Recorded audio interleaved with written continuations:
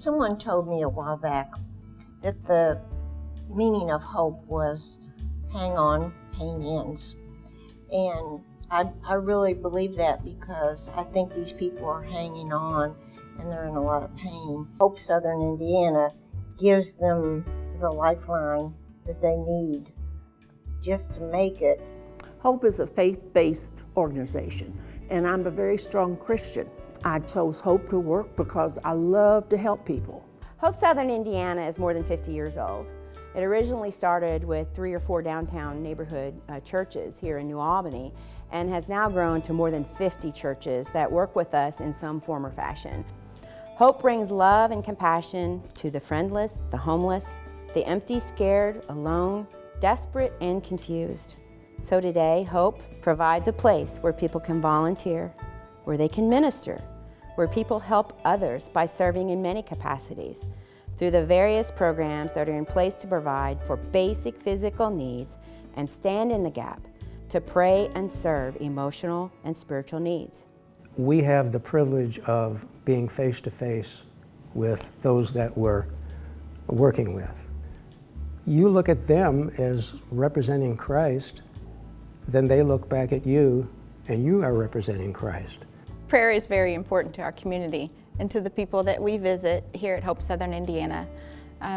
Prayer can come in many different forms, and one of the ways that we offer people to pray is through slips of paper that go into a box. Each time we get a new slip, we send it around to our prayer warriors here at Hope. We also let the volunteers see those slips. This one lady that came in and she was saying, I never thought I'd ever end up here. But she said, my husband left me, and I have children, and I have been sick. And the good thing about here is I could say, may I pray with you about that?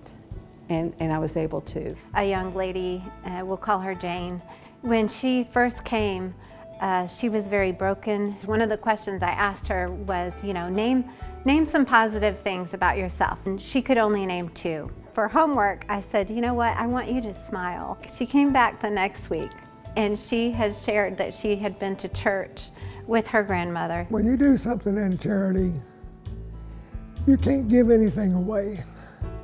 You get it back.